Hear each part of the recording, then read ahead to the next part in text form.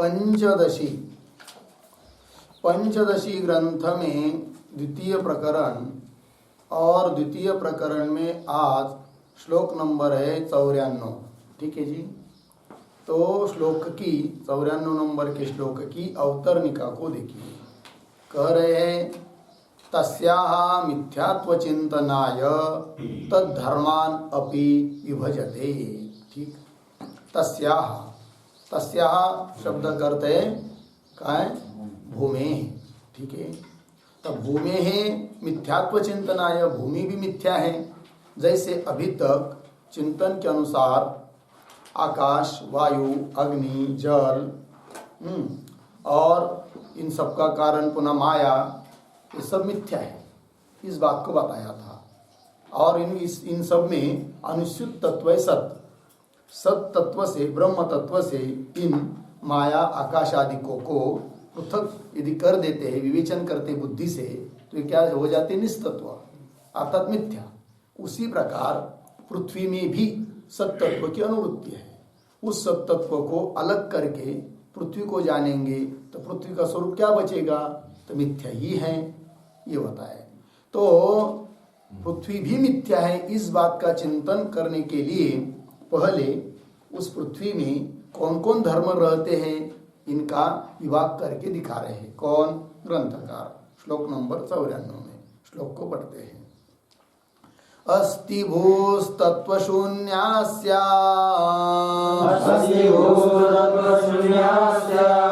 शब्दस्पर्शौ सरूपकौ रसश्च परतो गन्धो नैजः सत्ता विविच्यता।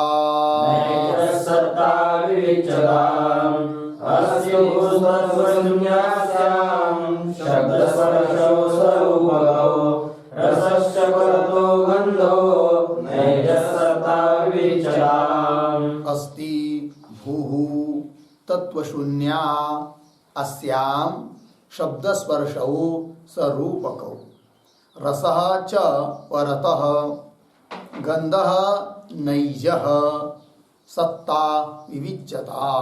ठीक। अन्वय। भूः अस्ति तत्वशून्या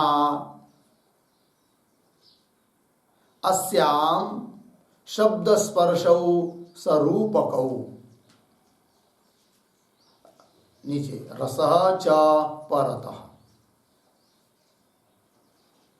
आगे नैजः गंधः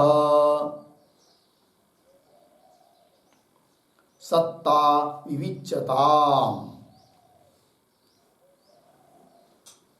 अर्थ देखिए। तो वो बता रहे हैं भूः अस्ति है कि नहीं, जमीन पृथ्वी है। इसका मतलब इसमें कौन सा तत्व दिखाई दे रहा है? अस्ति, सत्ता, ब्रह्म का अनुगत धर्म सत्ता। भूः अस्ति। कैसी है वो जमीन भूमि? तत्व शून्या है कि नहीं। तत्व शून्य अर्थात मिथ्या है। सत तत्व को अलग करने पर उसका स्वरूप क्या बचता है? मिथ्या, तत्व शून्य। अस्याम, इस भूमि में कौन कौन गुण है? तो कह रहे शब्द, स्पर्श, स्वरूप को मतलब रूप और रस, ये चार बताए। किंतु ये चार गुण कैसे हैं? परतः। परतः मतलब कारणतः, कारण जो है कि नहीं, सत, माया है कि नहीं, आकाश, वायु, अग्नि और जल, इन सबका एक एक गुण, एक एक धर्म इसमें आया है। तो सबसे पहले सत तत्व ब्रह्म तत्व है। तो ब्रह्म का सत आया किसमें? पृथ्वी में। तभी तो प्रतीति हो रही है। कौन सी? भूः अस्ति। अस्ति सत्ता, तो ये सत तत्व है। और कैसी है वो भू? निस्तत्व, मिथ्या है। तो ये किसका धर्म है? माया का। तो माया का धर्म भी आया किसमें? भूमि में। और शब्द, शब्द किससे आया? आकाश का। स्पर्श वायु का, और रूप अग्नि का, वही तेज, ठीक है ना। और रस जल का। सभी कारण का एक एक गुण इसमें आया है। किसमें? पृथ्वी में। तो वही लिखा है रसश्च परतः। परतः मतलब कारण से गुण प्राप्त है। और नैज गंध, नैज नैज शब्द का अर्थ है स्वकीय, स्वकीय अपना गुण उसका कौन सा है, गंध, ये गुण है उसका, नैज मतलब स्वकीय। तो इतने गुण इसमें बताए पृथ्वी में, ठीक है। इनमें से सत्ता विविच्यता, सत्ता को अलग करके देखो तो क्या बचेगा, पृथ्वी में क्या है, मिथ्या है, निस्तत्व है, ये सिद्ध होता है। ठीक, टीका देखिए, अस्ति भूरिति तेभ्यः सत्ता मात्रम पृथक कर्तव्यम इति आह सत्ता इति। ठीक है, तेभ्यः, तेभ्यः शब्द करते यहाँ पर गुणेभ्यः, तेभ्यः नाम गुणेभ्यः, जितने गुण पृथ्वी में बताए उन गुणों में से सत्ता मात्रम पृथक कर्तव्यम, केवल सत्ता को ही क्या करना है, पृथक करना है, बाकी जितना बचेगा पृथ्वी में और पृथ्वी ये सब क्या हो जाएगी, मिथ्या। तेभ्य सत्ता मात्रम पृथक कर्तव्यम इति आह, इस बात को कह रहे हैं कौन सी पंक्ति के द्वारा, सत्ता विविच्यता, श्लोक के अंतिम पाद के द्वारा। हो गया जी। चलिए अब आगे की श्लोक क्या उतरने का देखिए, सत्ता पृथक करने फलम आह, समझ लीजिए पृथ्वी से सत्ता को अलग कर दिया तो क्या फल निकलेगा, क्या तात्पर्य निकलेगा, क्या सार निकलेगा, उस बात को कह रहे हैं श्लोक नंबर 95 में। सत्ता पृथक करने, सत्ता को पृथक करने पर, अलग करने पर फल क्या मिलेगा, तो बता रहे किससे अलग करने पर, पृथ्वी से। पृथ्वी में जितने, क्योंकि प्रकरण किसका चल रहा है अभी, पृथ्वी का, तो पृथ्वी में जितने गुण बताए, जितने धर्म बताए, उनमें से सत्ता को अलग कर देंगे तो क्या फल निकलेगा, उस बात को कह रहे इस श्लोक में, आगे के श्लोक में। सत्ता पृथक करने, किससे, पृथ्वी से, सत्ता पृथक करने फलम आह, पृथक कृतायाम सत्तायाम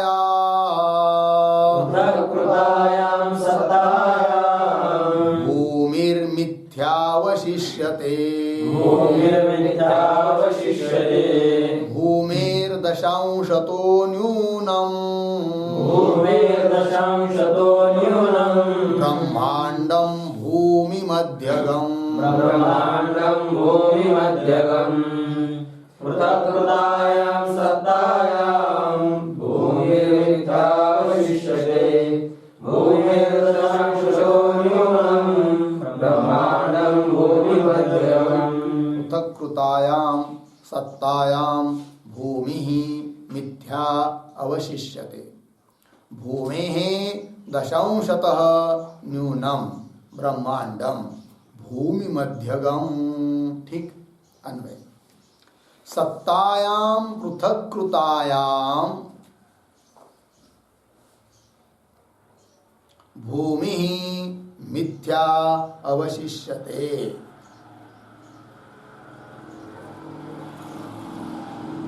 भूमिः मिथ्या अवशिष्यते। नीचे, भूमेः दशांशतः न्यूनम्,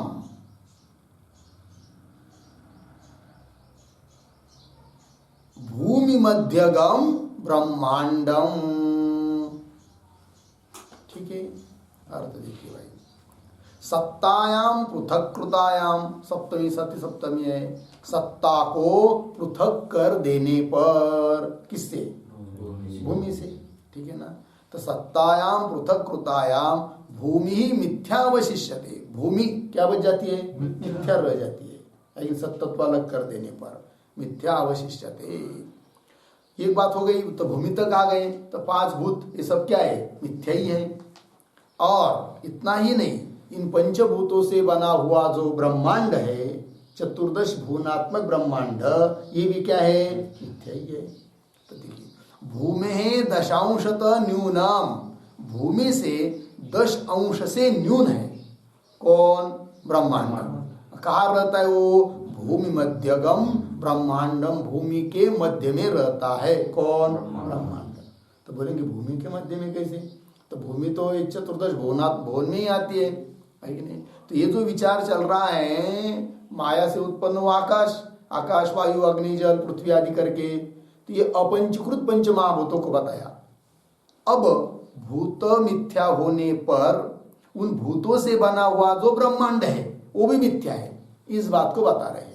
तो भूमि से, इस भूमि को मत लीजिए, ये तो स्थूल भूमि है, पंचीकरण होने के बाद, पंचीकरण होने के पहले जो भूमि है कि नहीं, आकाश आदि सभी अपंचीकृत अवस्था में, वो तो व्यापक है, सापेक्षिक व्यापक है। तो आकाश, वायु, अग्नि, जल, पृथ्वी, इनमें ये बताया। फिर उनका पंचीकरण होने के बाद जो ब्रह्मांड बना वो चतुर्दश भुवनात्मक है, उसके अंतर्गत स्थूल भूमि है कि नहीं। इसलिए कह दिया यहाँ पर भूमि मध्यगम, भूमि के अंतर्गत। लग गया अर्थ? चलिए, तो क्या कर रहे हैं? भूमि मध्यगम ब्रह्मांडम, भूमि के बीच में स्थित जो ब्रह्मांड है वो भी कैसा है? भूमि से 10 अंश से न्यून है। कौन? ब्रह्मांड। ब्रह्मांड मतलब कौन? आगे आ रहा है चतुर्दश भुवनात्मक ब्रह्मांड करके आगे के श्लोक में। तो टीका देखिए, पृथक पृथक इति इदानीं भौतिकेभ्य ब्रह्मांडादिभ्य सतः विवेचनाय तद अवस्थान प्रकारम दर्शयति भूमेरिति। श्लोक के उत्तरार्ध की अवतरणिका हुई। तो श्लोक के उत्तरार्ध में क्या बताया, क्या बताना चाह रहे हैं मूल ग्रंथकार, इस बात को हम लोगों को समझा रहे हैं। कौन? टीकाकार। तो इदानीम अब भौतिकेभ्य ब्रह्मांडादिभ्य, भौतिक, भौतिक मतलब होता है भूतों का कार्य, भूतों से जो उत्पन्न हुआ है उसको क्या कहेंगे? भौतिक। तो भौतिक ऐसा जो ब्रह्मांड, उन ब्रह्मांड से, सब पंचमी बहुवचन, भौतिकेभ्य ब्रह्मांडादिभ्य, भौतिक भूतों का कार्य ऐसा जो ब्रह्मांड, उनसे सतः विवेचना है, उनसे भी क्या करना है? सत को अलग करना है। तो सत को अलग करने के लिए, विवेचन करने के लिए पहले तद अवस्थान प्रकारम दर्शयति। तद अवस्थान प्रकारम, अवस्थान मतलब स्थिति प्रकार, तद मतलब ब्रह्मांड, तद अवस्थान प्रकारम, ब्रह्मांड अवस्थान प्रकारम, ब्रह्मांड स्थिति प्रकारम, ब्रह्मांड की क्या स्थिति है, कहाँ रहता है, उसमें क्या क्या गुण है, इस बात को कह रहे हैं। क्यों? उनमें से सत को हम लोगों को क्या करना है? अलग करना है। तद अवस्थान प्रकारम दर्शयते भूमिरिति। हो गया जी। चलिए आगे के श्लोक को पढ़ते हैं। तो आगे के श्लोक क्या अवतरने का नहीं है ना, तो एक अवतरने का एक शब्द लिख लीजिए, ब्रह्मांड मध्यवर्ती पदार्थान आह। ये 96 नंबर के श्लोक की अवतरणी का हो जाएगी। ब्रह्मांड मध्यवर्ती,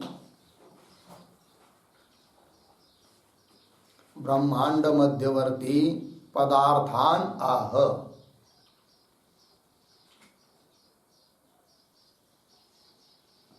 पदार्थान आह। ठीक, चलिए। ब्रह्मांड के मध्य में, ब्रह्मांड के मध्य में रहने वाले जो पदार्थ है, मतलब ब्रह्मांड मतलब कितना बड़ा है, क्या क्या है उसमें, इस बात को कह रहे हैं अभी। ठीक है।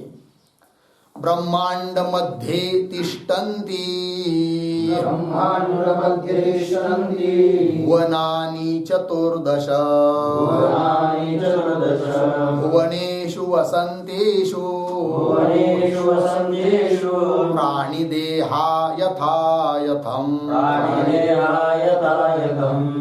ब्रह्मांड मध्ये तिष्ठन्ति भुवनानि चतुर्दश, भुवनेषु वसन्तेषु प्राणिदेहा यथा यथम्। ब्रह्मांड मध्ये तिष्ठन्ति भुवनानि चतुर्दश, भुवनेषु वसन्ति येषु प्राणिदेहाः यथा यथम्। अन्वय देखिए, ब्रह्मांड मध्ये चतुर्दश भुवनानि तिष्ठन्ति, चतुर्दश भुवनानि तिष्ठन्ति, नीचे येषु भुवनेषु यथा यथं प्राणिदेहाः वसन्ति। ठीक, यथा यथं प्राणिदेहाः वसन्ति। अर्थ, तो ब्रह्मांड मध्य, ब्रह्मांड के बीच में चतुर्दश, चतुर्दश मतलब 14, भुवनानि, भुवनानि मतलब लोक, भुवन मतलब लोक, 14 लोक है कि नहीं, रहते हैं। 14 लोकों का ये ब्रह्मांड है। कौन है वो 14 लोक? ऊपर 7, नीचे 7। तो 7 कौन कौन है? तो अतल, वितल, भूतल, तलातल, रसातल, महातल और पाताल, ये 7 लोक नीचे है। ठीक है। और 7 ऊपर है, वो कौन? भूर, भुवर, स्वर, महर, जन, तप, सत्य, ये सप्तलोक ऊपर है, ठीक है ना। तो भू, तो उसमें भू आ गई, पृथ्वी भी आ गई, तो भू, भूवर, स्वर, महर, ये सब लोग 7 लोग ऊपर है। तो 7 और 7 कितनी हुई? 14, ठीक है। 14 भुवनात्मक ब्रह्मांड है, इतना है बड़ा। देखिए, ब्रह्मांड मध्य 14 भुवनानि तिष्ठन्ति, लगा इतना। आगे देखिए, येषु भुवनेषु, इन सभी भुवनों में, जैसे पृथ्वी एक भुवन है, उसमें भी लोग है कि नहीं, हम लोग प्राणी मात्र, पशु पक्षी भी रहते हैं, हम मनुष्य भी रहते हैं। उसी प्रकार अन्य भुवनों में भी उन भुवनों के अनुकूल क्या रहते हैं? लोग रहते, प्राणी रहते हैं, ठीक है। येषु भुवनेषु, इन भुवनों में यथायथम, यथायथम करते हैं यथा योग्यम, है कि नहीं। जैसे भूमि पर भी, इस पृथ्वी पर भी सभी देशों में एक जैसे आज लोग है क्या? नहीं है। कहीं पर अत्यंत काले, है कि नहीं, मिट्टी में डालेंगे तो पहचान में नहीं आएंगे। कौन लोग है वो? नेग्रो बोलते हैं उनको। और कुछ देशों में ऐसे लोग हैं कि अत्यंत गोरे गोरे, एकदम थोड़ा भी कालापन उनमें नहीं है, एकदम गोरे। और कुछ देशों में मिक्स, न गोरे न काले, सावले। और कुछ देशों में ऐसे लोग होते कि बहुत बौने, छोटे छोटे, ऊंची बहुत कम है उनकी। और किस देश में बहुत ऊंचे ऊंचे, है कि नहीं। अलग अलग प्रकार के ऐसे सब लोग हैं, ठीक है जी। चलिए, तो जैसे भूमि पर भी उस देश काल परिस्थिति वायुमंडल से अनुकूल वहाँ लोग होते हैं, उनका आहार विहार भी थोड़ा उसमें बदल होता है, ठीक है ना। सभी लोगों का आहार है क्या? नहीं है। उस प्रकार अन्य अन्य भुवनों में रहने वाले लोग भी उस भुवनों के अनुकूल वैसे वैसे लोग हैं। जरूर नहीं एक बार 2 पैर की होंगे, हो सकता है 4 पैर की भी हो सकते हैं, कौन ने देखा। ठीक है, चलिए। तो यथायथम क्या लिखा है? येषु भुवनेषु यथायथम प्राणी देहा वसंती। प्राणी देहा मतलब प्राणधारी जीवन के देह, शरीर विद्यमान है। हो गया इतना। आगे चलिए, टीका। ब्रह्मांड स्पष्टम, स्पष्टम मतलब श्लोकार्थ स्पष्ट है, सरल है, इसलिए कोई टीका लिखने की जरूरत नहीं। आगे के श्लोक की अवतरणिका। तेषु सद्विवेचने फलम आह। तो जैसे अभी तक आकाश, वायु, अग्नि, जल, पृथ्वी में से सत को अलग करके जाना तो मिथ्या ही बचा, उस प्रकार इस ब्रह्मांड में भी जितने भी धर्म है उसमें से सत को अलग करेंगे तो सब ब्रह्मांड भी क्या हो जाएगा? मिथ्या ही सिद्ध होगा, इसको कह रहे। तो तेषु ब्रह्म भुवनेषु सद्विवेचने, उन भुवनों में से सत को अलग करने पर क्या फल निकलेगा, उस बात को कह रहे। अब श्लोक नंबर 97 में, ब्रह्मांड लोक देहेषु सद्वस्तुनि पृथक् कृते असन्तोऽण्डादयो भान्तु तद्भानेऽप्यह का क्षतिः। ब्रह्मांड लोक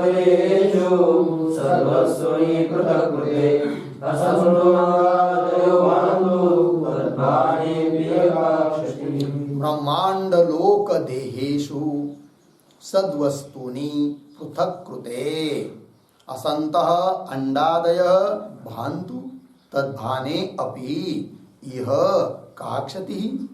ठीक अन्वय देखिए, पहली पंक्ति सरल है। ब्रह्मांड लोक देहेषु सद्वस्तुनि पृथक् कृते, नीचे अंडादयः असन्तः भान्तु तद्भाने अपि इह का क्षति। ब्रह्मांड लोक देहेषु, तो ब्रह्मांड बता दिया ऊपर, चतुर्दश भुवनात्मक ब्रह्मांड। अरे ब्रह्मांड और उसके बीच में उस भुवन में रहने वाले लोग, प्राणी, वो भी लेने हैं, उन सब में से, है कि नहीं। लोक तो ब्रह्मांड के अंतर्गत चतुर्दश भुवन, लोक शब्द से लिए, और उन भुवनों में रहने वाले देह सभी लेना है। इन सब में से सद्वस्तु नहीं पृथक करते, सत तत्व को यदि अलग कर देते, जैसे किसी भी, जैसे घट लिया तो घट अस्थि सत्ता दिखाई दे रही है, वो ब्रह्म तत्व का अनुगत धर्म है, सत है कि नहीं। घट का रूप, घट में शब्द स्पर्श जितने भी गुण है, जितना उसका आकार प्रकार है, उनमें से सत को अलग करेंगे तो घट क्या हो जाएगा, निस्तत्व अर्थात मिथ्या। उसी प्रकार सभी ब्रह्मांड में से सत तत्व को अलग करेंगे तो सब ब्रह्मांड क्या हो जाएगा, मिथ्या है, यही निश्चित हो जाता है। ठीक। ब्रह्मांड लोकदेशु सद्वस्तुनि पृथक कृते, पृथक करने पर सती सप्तमी। अंडादय असंत, तो अंडादय मतलब ब्रह्मांड और उसके अंतर्गत ये सब भुवन आदि ये सब लेना है। अंड मतलब ब्रह्मांड, असंत, असंत मतलब असत रूपेण भांतु, प्रतीत होने दो, कोई दिक्कत नहीं है कि नहीं। भांतु लग गया। तद भाने अपि, इस प्रकार का मिथ्या भुवन मिथ्या ब्रह्मांड उसका भान होने पर भी, तद भाने अपि ब्रह्मांड भाने अपि यह काक्षति, यह शब्द महत्व का है। यह का मतलब अद्वैत वस्तु, यह शब्द का अर्थ है अद्वैत वस्तु। काक्षति क्या हानि है, कुछ हानि नहीं है, मतलब अद्वैत तत्व में कुछ बिगाड़ होने वाला नहीं है। सर्प कितनी भी देर तक दिखाई दिया रज्जु के ऊपर, रात भर भी देखते रहेंगे तो भी रज्जु को कोई हानि नहीं है। रज्जु तो रज्जु ही है, क्या ऐसा थोड़ी है अरे भाई रात भर सर्प दिखाई दिया रज्जु के ऊपर, अब वो विष युक्त हुई होगी, अब उसको धो लो, ऐसा कुछ होता है क्या, कुछ नहीं होता है। उस प्रकार है कि नहीं। और दूसरा दृष्टांत देना हो तो मृग जल समझ लीजिए, है कि नहीं, भूमि पर दिखाई दे रहा है कि नहीं, उस उखर भूमि पर क्या मृग जल दिखाई देता है, दिन भर दिखाई देता है। फिर चलो भाई आप शाम के समय चलते हैं, वहां पर क्या करेंगे, आप हरभरा गेहूं आदि करके बोएंगे, क्योंकि बहुत गिली हुई होगी अभी वो भूमि, क्योंकि दिन भर मृग जल दिखाई दे रहा था। ऐसा होता है क्या, नहीं होता है, कुछ उस भूमि में कोई अंतर होता नहीं है। अधिष्ठान अध्यस्त पदार्थ अधिष्ठान में कोई बिगाड़ कर नहीं सकता है, न कोई फर्क कर सकता है। ठीक है जी, चलिए उसी प्रकार बताया। तो कह रहे हैं ब्रह्मांड आदि के सब पदार्थ असत रूप से असंतः भांतु प्रतीत होने दो, तद भाने अपि उसका भान होने पर भी, प्रतीति होने पर भी, यह इस अद्वैत तत्व में मेरे स्वरूप में काक्षति क्या हानि है, कोई हानि नहीं है। ब्रह्मांड होगा इतना। आगे के श्लोक को चलिए, आगे के श्लोक क्या उतरने का। तद भाने काक्षति इति उत्तम एवं अर्थम स्पष्टीकरोति। अभी ऊपर कहा कि नहीं, उसका मिथ्या रूप से जगत का भान होने पर भी अद्वैत तत्व में कोई हानि होती नहीं है, इसी बात को स्पष्ट कर रहे अभी 98 श्लोक में अवतरने का। देखिए, तद्भाने असद रूपेण ब्रह्मांड भाने काक्षति इति उत्तम एवं अर्थ, ये अर्थ जो बताया ना उसी अर्थ को स्पष्ट कर रहे 98 में। भूत भौतिक मायाना असत्वेत्यन्तवासिते सद्वस्त्वद्वैतमित्येषा धीर्विपरेति न क्वचित् भूत भौतिक मायानाम् असद्वेदमित्यवासिते सद्वस्त्वद्वैतमित्येषा धीर्विपरेति न क्वचित्। हाँ,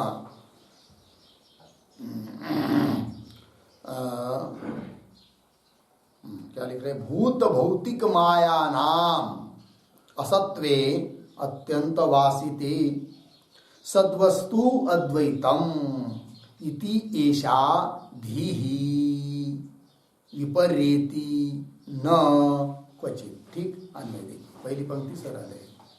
भूत भौतिक माया नाम असत्वे अत्यंत वासिते सद्वस्तु अद्वैतम इति एषा धीहि, धी तक सरल है ये, फिर आगे धी के बाद क्वचित न विपर्यति।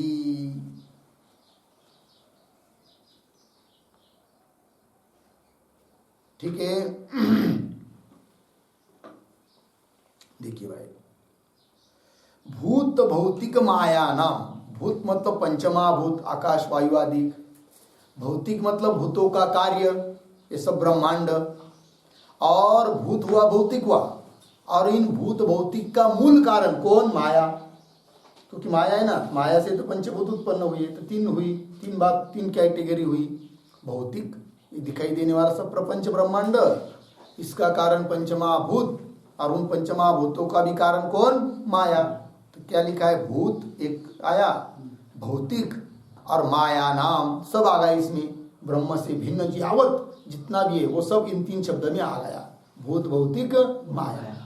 तो भूत भौतिक माया नाम असत्वे, अभी तक चिंतन के अनुसार माया से लेकर ब्रह्मांड तक ये सब क्या हुआ? असत सिद्ध हुआ, मिथ्या सिद्ध हुआ। तो असत्वे, ये असत सिद्ध होने पर, मिथ्या सिद्ध होने पर अत्यंत वासिते, अत्यंत वासिते मतलब अत्यंत दृढ़ निश्चय हो गया, अब ये सब क्या है? मिथ्या ही है। जब ऐसा निश्चय पूरा हो जाता है तब सद्वस्तु अद्वैतम, तो सत्स्वरूप वस्तु ब्रह्म तत्व है वो क्या है? अद्वैत है। इति ऐसा ये बुद्धि भी आपसे आप हो जाती है कि नहीं? ब्रह्म अद्वैत है, एक अखंड एक रस है कि नहीं? ये बुद्धि करने की जरूरत नहीं है, ये आपसे आप हो जाएगी। कब? जगत विषयक मिथ्यात्व निश्चय हो जाएगा तब। क्योंकि जब तक सत्यत्व बुद्धि जगत के बारे में है तब तक तो शंका है ना। तो ब्रह्म एक सत हुआ, जगत एक सत हुआ, तब तो द्वैत सिद्ध हो रहा है।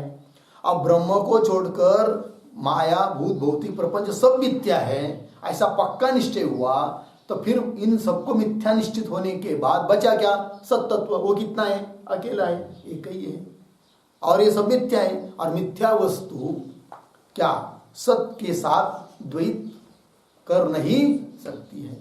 रज्जु के ऊपर कितनी भी सर्प दंड माला भूर ऐसा दिखाई दी तो भी दो रज्जु हो जाएगी, ऐसा हो नहीं सकता है।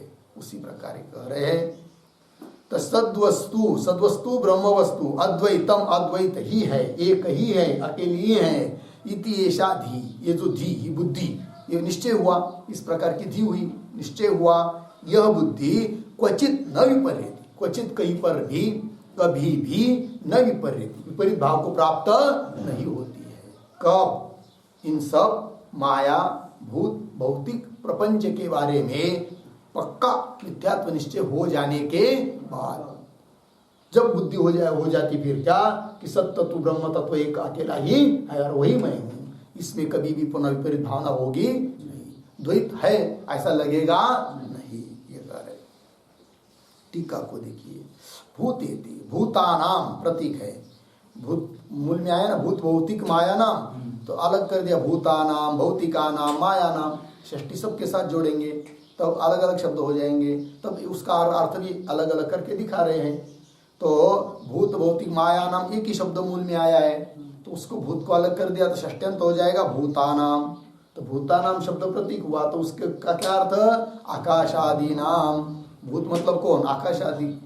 पुनः भौतिक शब्द आया था ना, तो उसका भी षष्ट्यंत कर दिया तो भौतिका नाम। तो भौतिका नाम मतलब कौन? ब्रह्मांडादि नाम। और बची माया, वो अकेली है, इसीलिए क्वचन मायाया च हो गया कि नहीं? उसका एक विशेषण दे रहे, तत्कारण भूताया। तो कैसा पढ़ेंगे? तत्कारण भूताया मायाया च, उन भूत भौतिक प्रपंच का कारण जो कौन? मायाया च। मिथ्यात्वे है कि नहीं? मिथ्यात्व पक्का निश्चय हो गया अब उसके बारे में। मिथ्यात्वे मतलब क्या? तो मिथ्यात्व शब्द का अर्थ कर रहे भाई, विवेक ध्यानाभ्याम चित्ते दृढ़म वासिते। क्या अर्थ नहीं, उसका विशेषण है, तो क्या अर्थ हो जाएगा? तो माया या भूत, मिथ्यात्वे विवेक ध्यानाभ्याम चित्ते दृढ़म वासिते। वासिते शब्द का अर्थ है निश्चित है, वासिते मतलब निश्चित है। सती, सती सप्तमी, तो क्या अर्थ हुआ पूरा वाक्य का? मायाया च, तो भूत भौतिक और माया इन सब के बारे में क्या? मिथ्यात्वे वासिते सती, ठीक है ना? वासिते सती पर, लेकिन मिथ्यात्व का निश्चय दृढ़ तो हो गया। कैसा? उसके क्या उपाय किया?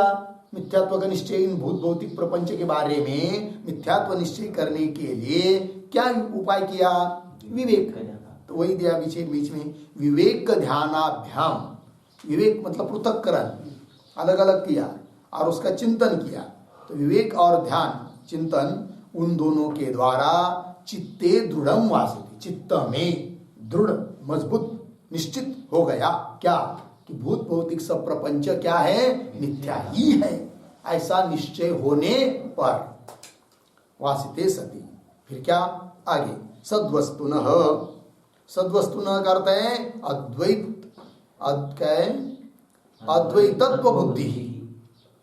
सत्वस्तुनः मतलब अद्वैत तत्व बुद्धि, अद्वैत तत्व बुद्धि ब्रह्म बुद्धि कदाचित न विहन्यते इत्यर्थः।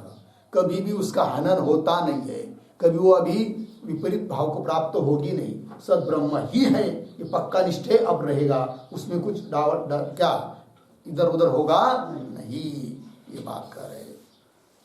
कदाचित न विहन्यते इत्यर्थः। हो गया ना भाई? श्लोक का भाव लग गया पूरा? आगे चलिए फिर। अब श्लोक नंबर 99 की अवतारिका को देखिए। ननु भूम्यादीनाम असत्वे विदुष व्यवहारलोप प्रसज्जेत इति आशंक्य। ननु से लेकर आशंक्य यहाँ तक ये पूर्व पक्षी का ग्रंथ है। पूर्व पक्षी शंका कर रहा है। क्या शंका कर रहा है वो? देखिए, ननु वो कहता है कि भूम्यादीनाम असत्वे, असत्वे मतलब मिथ्यात्वे। असत्व का अर्थ क्या है? मिथ्या। भूमि इत्यादि सब यदि मिथ्या ही है तो मिथ्यात्वे सती असत्वे सती क्या होगा? विदुष व्यवहार लोप प्रसज्जेत। विदुष ज्ञानिनः, विदुष का अर्थ क्या है? ज्ञानी। ज्ञानी पुरुष का व्यवहार लुप्त हो जाना, ज्ञानी पुरुष का व्यवहार नहीं रहना, मतलब उसका खाना पीना बैठ, क्योंकि उसके दृष्टि में क्या है? भूत भौतिक प्रपंच सब क्या है जी? मिथ्या ही है। जब मिथ्या ही है तो उसका खाना पीना बैठना उठना चलना फिरना ये व्यवहार नहीं होना। मिथ्या पदार्थों में क्यों व्यवहार करेगा आदमी? मिथ्या तो निश्चय हो गया तो व्यवहार लोप होना चाहिए। कौन बोल रहा है? ननु भूम्यादीनाम असत्वे विदुष व्यवहार लोप प्रसज्जेत इति आशंक्य, ऐसी शंका किया। उत्तर दे रहे, विवेकेन मिथ्यात्व निश्चये अपि भूम्यादे स्वरूप उपमर्दनाभावात्, स्वरूपोपमर्दनाभावात् न व्यवहारः लुप्यते इत्याह। कह रहे हैं कि भाई व्यवहार लुप्त नहीं होगा, व्यवहार चलता ही रहेगा। कैसे? क्यों दे रहे? विवेकेन, ठीक है जी, विवेक के द्वारा विवेचन करने से मिथ्यात्व निश्चय अपि, भूत भौतिक प्रपंच के बारे में मिथ्यात्व निश्चय होने पर भी, मिथ्यात्व का निश्चय हुआ इसका मतलब वो उनका स्वरूप नष्ट हुआ ये बात नहीं है कि नहीं? मृगजल दिखाई दे रहा है और पक्का निश्चय होगा कि मृगजल है, वो सचमुच जल नहीं है, क्योंकि जाकर हमने बहुत बार देखा है, तो भी दिखाई दे रहा है, किंतु मिथ्यात्व निश्चय हुआ कि नहीं उसके बारे में? तो मिथ्यात्व निश्चय होने पर भी वो दिखाई दे रहा है और मृगजल है ऐसा व्यवहार भी हो रहा है, तो कोई दिक्कत नहीं है। मिथ्यात्व का निश्चय होना मतलब उसका स्वरूप ही नष्ट होना ये बात नहीं है। मृगजल के बारे में मिथ्यात्व निश्चय हुआ तो भी स्वरूप का नष्ट हुआ, दिखाई तो दे रहा है, ठीक है। उस प्रकार विवेकेन, विवेक के द्वारा मिथ्यात्व निश्चय अपि, मिथ्यात्व निश्चय होने पर भी भूम्यादेः स्वरूप उपमर्दन अभावात्, उपमर्दन करते नाश, भूम्यादेः स्वरूप उपमर्दन अभावात्, नाश अभावात्, भूम्यादि का कोई नाश होता नहीं है। मृगजल देख रहे हैं, मिथ्यात्व निश्चय है तो भी उसका नाश थोड़ी हुआ, दिखाई तो दे रहा है। तो उपमर्दनाभावात्, नाश न होने के कारण न व्यवहार लोप, न व्यवहार लोप है कि नहीं, न व्यवहार लोप न व्यवहार लुप्यते, अर्थात व्यवहार का लोप होता नहीं है। ये बात मिथ्या समझकर व्यवहार चल रहा है, कोई दिक्कत नहीं। हाँ, मिथ्यात्व निश्चय होने पर नाश ही हो जाता तब तो व्यवहार नहीं होता, कि जगत के बारे में देह के मिथ्यात्व निश्चय हुआ और ये सब जगत का नष्ट हो गया, अदर्शन हो गया, तब तो व्यवहार का लोप हो जाता। किंतु मिथ्यात्व निश्चय होने पर भी नाश नहीं होता है कि नहीं? बाद हुआ है, बाद अलग चीज है, नाश अलग चीज है। बाद का मतलब मिथ्यात्व निश्चय और नाश का मतलब अदर्शन, तो अदर्शन नहीं होता है, ठीक है जी। चलिए, इसलिए व्यवहार का लोप नहीं होता, व्यवहार चलता रहता है, ठीक है। चलिए वही कह रहे श्लोक में देखेंगे। सदद्वैतात् पृथक भूते सदद्वैतात् पृथक् भूते द्वैते भूम्यादिरूपिणी द्वैते भूम्यादिरूपिणी तत्तदर्थ क्रियालोके तदर्थक्रियालोके यथा दृष्टा तथैव सा यथा दृष्टा तथैव सा सदद्वैतात् पृथक् भूते द्वैते भूम्यादिरूपिणी तदर्थक्रियालोके यथा दृष्टा तथैव सा सद अद्वैतात् पृथक भूते द्वैते भूम्यादिरूपिणी तदर्थ क्रिया लोके यथा दृष्टा तथा एव सा। अन्वय भूम्यादिरूपिणी द्वैते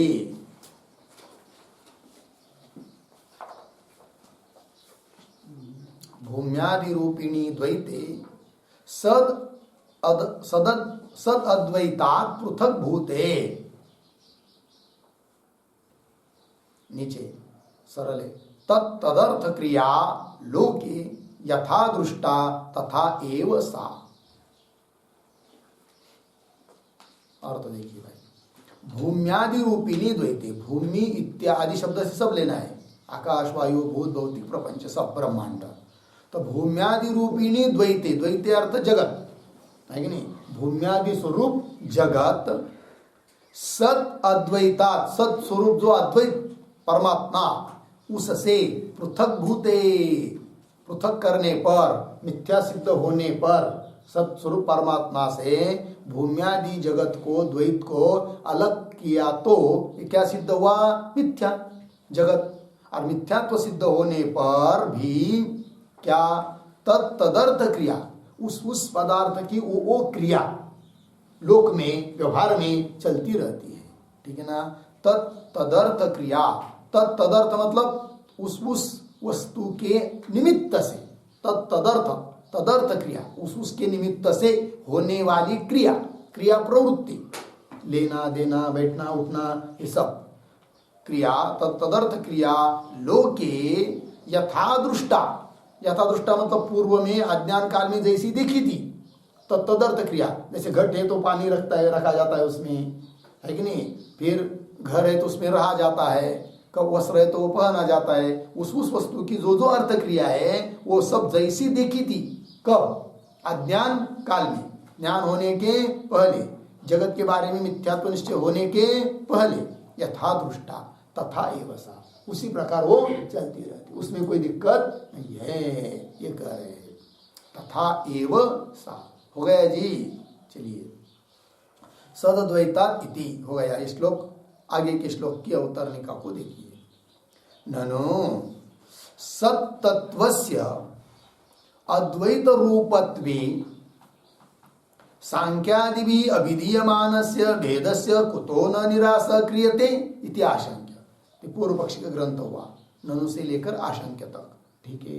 शंका समझ लेंगे पहले, क्या कह रहे हैं, ननु सत्तत्वस्य अद्वैत रूपत्वे, सत्तत्व ब्रह्म तत्व वो अद्वैत है, यदि ये निश्चित है अद्वैत ही है, तब इतर जो दार्शनिक लोग है कि तार्किक है, सांख्य योग नैयायिक आदि, वो लोग तो भेद का प्रतिपादन करते, फिर उनका निराश क्यों नहीं करते आप, उनका खंडन क्यों नहीं करते हैं, ये प्रश्न।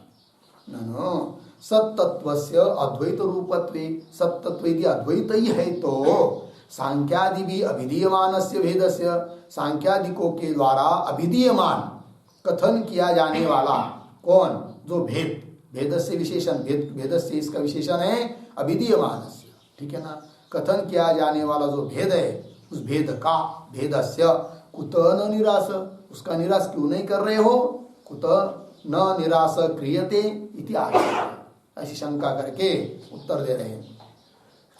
व्यवहारिक भेदस्य अस्माभिः अभ्युपगतत्वात् न तद निराशाय प्रयत्यते इत्याह। सिद्धांति कह रहे, देखो भाई, तो उनके द्वारा प्रतिपादित जो भेद है उनका निराकरण हम इसलिए नहीं कर रहे हैं कि व्यवहार अवस्था में तो भेद हम भी मानते हैं, औपाधिक भेद, कल्पित भेद, वो तो हम भी मानते हैं। कल्पित भेद मानने पर भी वास्तव भेद को हम नहीं मानते। तो कल्पित भेद वास्तव अभेद, वस्तुतः अभेद है, और जो भेद दिखाई देता है वो उपाधिकृत है, कल्पित है। और कल्पित भेद मानने से हमारे अद्वैत तत्व की कोई हानि भी होती नहीं है। वही करे व्यवहारिक भेदस्य, व्यवहारिक भेद मतलब मिथ्या भेद, काल्पनिक भेद, औपाधिक भेद। व्यवहारिक भेदस्य अस्माभिः अपि, वेदांती करे हम लोगों के द्वारा भी, अभ्युपगतत्वात्, स्वीकृतत्वात्, स्वीकार कर लेने से, न तन्निरासाय, तन्निरासाय हाँ सांख्यादि भी अभिधीयमानस्य भेदस्य निरासाय न प्रयत्यते, उसके लिए हम कोई प्रयत्न करते नहीं है। इतिहास सांख्य काणाद बौद्धाद्यैर,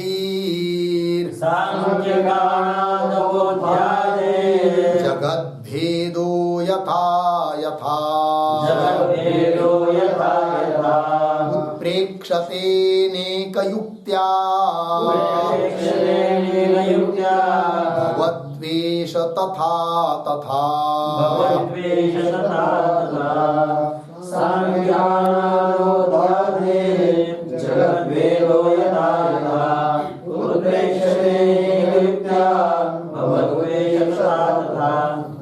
सांख्य कानाद बौद्धाद्यैः जगद भेद यथा यथा उत्प्रेक्षते अनेक युक्त्या भवतु एषः तथा तथा। अन्वय देखिए भाई, सांख्य कानाद बौद्धाद्यैः, नीचे अनेक युक्त्या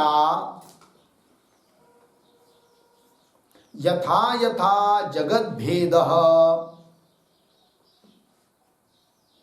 यथा यथा जगद भेद उत्प्रेक्षते तथा तथा एषः भवतु। हो गया अर्थ देखिए भाई। सांख्य कपिल मुनि सांख्य शास्त्र के करते, सांख्य उनके द्वारा प्रतिपादित शास्त्र सांख्य शास्त्र है, ठीक है। और उनके अनुयायी सांख्य, उनके द्वारा कनाद मुनि है कि नहीं, कनभुक, कि जिन्होंने कैसा शास्त्र लिखा पता है, एक एक कण को चुन चुन कर खाए। जैसे हम लोग अभी वो रही नहीं पद्धत, अभी मशीनरी आ गई। पहले क्या था, समझे गेहूँ बाजरी ज्वारी जब खेत में से ले आते थे तो एक जगह उनको रखते थे, फिर वहाँ बैल आदि को लगाकर उसके ऊपर वो पात करके क्या करते थे, वो खलिहान बोलते उसको। तो जब धान्य तैयार करते तो वो जो कृषक है शेतकरी, वो क्या करता है, सब धान्य हो गया तो सब बोरी बीरी में भरकर घर में ले जाता है। किंतु इधर उधर जो निर्माण तैयार करते समय जो उड़ता था कण, उसको क्या चुन चुन कर खाते थे वो। कौन? कनाद मुनि। और तब इतना बड़ा शास्त्र लिखा, कानाद शास्त्र, वैशेषिक शास्त्र, ठीक है। उनका नाम पड़ गया कनभुक, उनका शास्त्र कानाद शास्त्र, ठीक है जी। तो वही लिख रहे हैं सांख्य कानाद और बौद्धाद्यैः। बौद्ध मतलब कौन? तो बुद्ध मतलब गौतम बुद्ध, ठीक है ना, जिन्होंने पाखंड का ही कथन किया है कि नहीं। तो उनके शिष्य चार, कौन कौन? माध्यमिक, योगाचार, सौत्रांतिक और वैभाषी, ये चार शिष्य है किसके? बुद्ध के। तो माध्यमिक जो है वो शून्यवादी है, योगाचार जो है वो क्षणिक विज्ञानवादी है, क्षणिक विज्ञान को ही बुद्धि को ही आत्मा मन कहता है। और जो सौत्रांतिक है वो बाह्य पदार्थों को अनुमेय मानते हैं, है तो अंदर बाहर अनुमेय है, अनुमान का विषय है, ठीक है जी। और जो वैभाषिक है वो बाह्य पदार्थ को प्रत्यक्ष मानते हैं। ऐसा इनमें थोड़ा थोड़ा फर्क है। ये सब किसके शिष्य है? बुद्ध के ही शिष्य है, ठीक है ना जी। झूठ मूठ सब बताया जगत को उन्होंने, हाँ ये बौद्ध है। तो उनका भी नाम लिया यहाँ, ठीक है जी। देखिए सांख्य कानाद बौद्धाद्यैः, इन सब लोगों ने अनेक युक्ति देकर यथा यथा जिस प्रकार से जगत भेद, जगत का भेद, उत्प्रेक्षते का अर्थ है कल्प्यते, साध्यते, कथ्यते, कथन किया जाता इन लोगों के द्वारा। बौद्धाद्यैः उत्प्रेक्षते, कल्प्यते, कल्पना की जाती है। तो कह रहे सिद्धांती तथा तथा उसी उसी प्रकार से एषः भवतु, एषः जगत भेदः भवतु, उसी प्रकार जगत के अंतर्गत का भेद रहने दो, उससे हमको कोई हानि नहीं है, ये कह दिया। ठीक है ना जी। मिथ्या पदार्थ में कितनी कल्पना करते जाओ, हमको क्या लेना देना है। हाँ, ब्रह्म तत्व तो एक ही है और जगत मिथ्या है। मिथ्या जगत में आप अंतर्गत की कल्पना करते जाओ, उससे हमको कोई हानि होने वाली नहीं है, ये कह दिया। हो गया, आगे चलिए। अब आगे के श्लोक की ओर उतरने का। ननु प्रमाण सिद्धस्य सत्वभेदस्य अवज्ञा अनुपपन्ना इत्याशंक्या। ठीक है, पूर्व पक्षी बोल रहा है कि यदि उन लोगों के द्वारा कहा हुआ भेद वो ठीक है, जैसा वैसा रहने दो, ऐसा बोल रहे, तो उन लोगों ने कहा है कि नहीं, सांख्य शास्त्र है, वो भी प्रमाण है, वो शास्त्र प्रमाण हुआ, कानात शास्त्र है। दूसरी बात, प्रत्यक्ष आदि प्रमाण से सब जगत दिखाई दे रहा है, भेद दिखाई दे रहा है, घट से पट अलग है, पट से मट अलग है करके। तो प्रमाण से सिद्ध है क्या भेद। पंक्ति देखिए, प्रमाण सिद्धस्य सत्वभेदस्य, सत्वभेदस्य शब्द का अर्थ लिखिए वास्तव भेदस्य। सत्व मतलब ब्रह्म तत्व तो नहीं लेना, सत्वभेदस्य मतलब वास्तव भेदस्य। अवज्ञा, आगे का शब्द क्या है, अवज्ञा। अवज्ञा का अर्थ है तिरस्कार, अनादर, उपेक्षा। ठीक। अनुपपन्ना मतलब उचित नहीं है। कौन बोल रहा है, पूर्व पक्षी। क्या शंका हुई उसकी, प्रमाण के द्वारा, प्रत्यक्ष आदि प्रमाण, सांख्य आदि के द्वारा कहा हुआ है, ये सब प्रमाण है, तो प्रमाण सिद्ध जो वास्तविक भेद है जगत में, जगत के अंतर्गत घट अलग है, पट अलग है, सब लोग जानते हैं कि नहीं। तो वास्तविक जो भेद है उसकी अवज्ञा, उसका तिरस्कार, उसका अनादर करना अनुपपन्न, उचित नहीं है। कौन बोल रहे, पूर्व पक्षी। इतिहासंख्या, उसका उत्तर दे रहे हैं। अवज्ञातम सदद्वैतम निश्शंकैरन्यवादिभिः एवं काक्षतिरस्माकं तद्वैतमवजानता। अवज्ञातं सदद्वैतं निश्शंकैरन्यवादिभिः एवं काक्षतिरस्माकं तद्वैतमवजानताम्। अवज्ञातं सद अद्वैतं निश्शंकैः अन्यवादिभिः एवं काक्षति अस्माकं तद्वैतम अवजानताम्। ठीक, अन्वय। निश्शंकैः अन्यवादिभिः,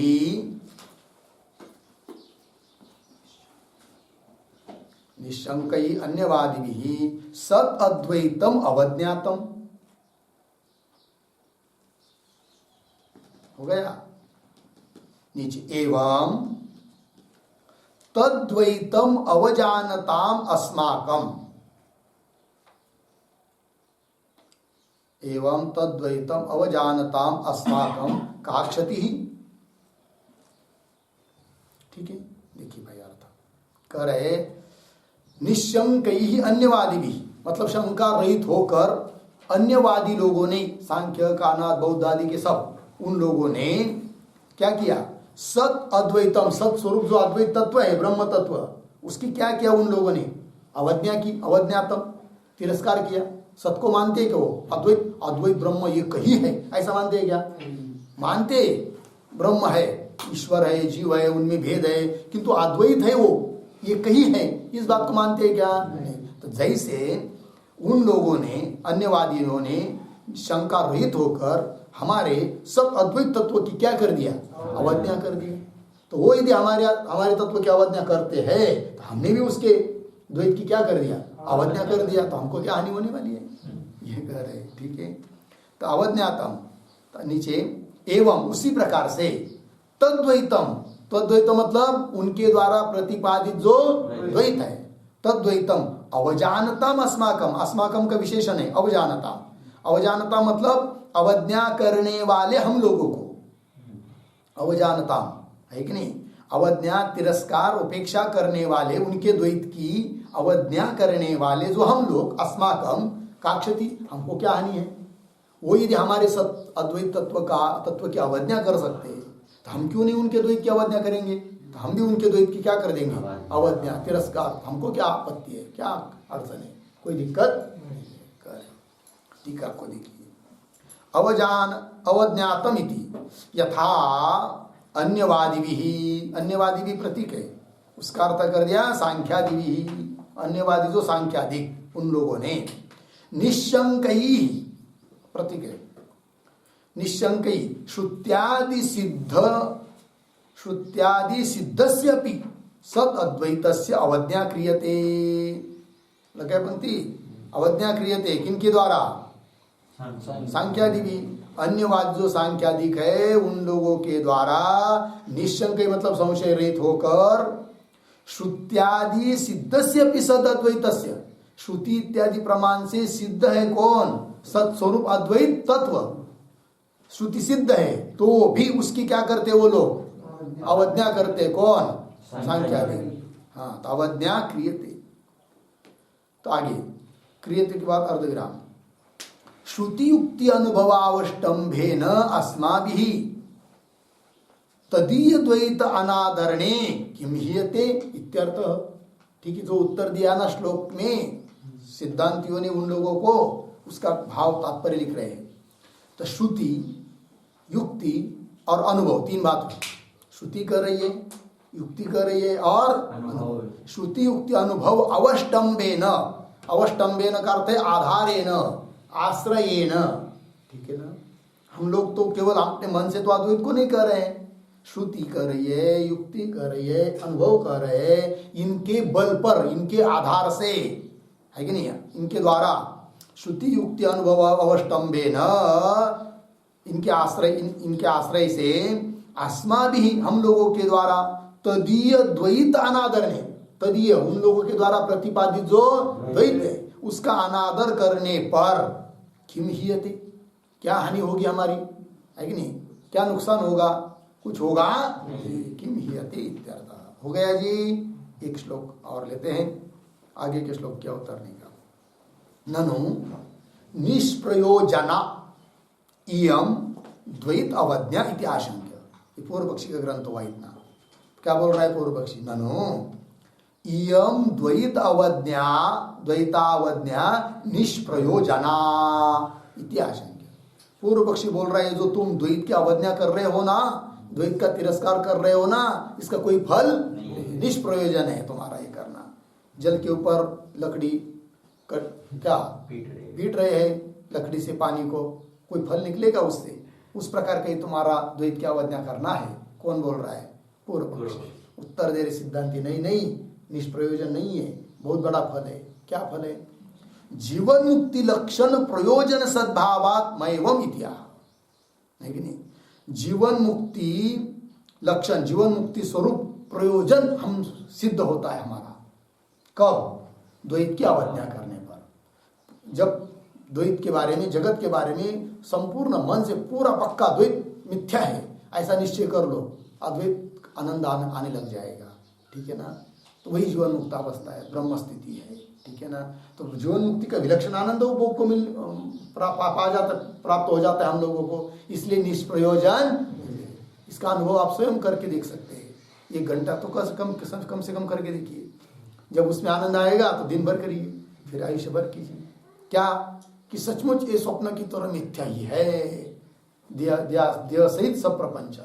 तब देखिए, और अद्वैत तत्व ब्रह्म तत्व मैं हूँ, सत हूँ, इसका अधिष्ठान रूप तत्व, ऐसा निश्चय करेंगे तो क्या जीवन मुक्ति का विलक्षण सुख मिलेगा। वही रख रहे, जीवन मुक्ति लक्षण, जीवन मुक्ति स्वरूप प्रयोजन सद्भावात्, प्रयोजन विद्यमान होने के कारण माँ एवं, ऐसी शंका मत कर। ये कह रहे सिद्धांति किसको? पूर्व पक्षी को। द्वैतावज्ञास्तु स्थिता चेत् तद्वैते धी स्थिरा भवेत् स्थैर्ये तस्याः पुमानेश जीवन्मुक्त इतीर्यते। जीवन्मुक्त इतीर्यते। द्वैतावज्ञासुस्थिता चेत् तद्वैतेऽधि स्थिरा भवेत्। सैर्ये तस्याः पुमानेश जीवन्मुक्त इतीर्यते। द्वैतावज्ञा सुस्थिता चेत अद्वैते धीः स्थिरा भवेत्। स्थैर्ये तस्याः पुमान् एषः जीवन्मुक्तः इति ईर्यते। ठीक अन्वय पहली पंक्ति सरल है। द्वैतावज्ञा सुस्थिता चेत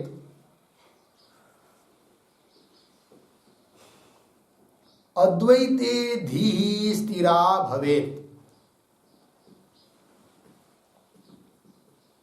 और नीचे तस्याः स्थैर्ये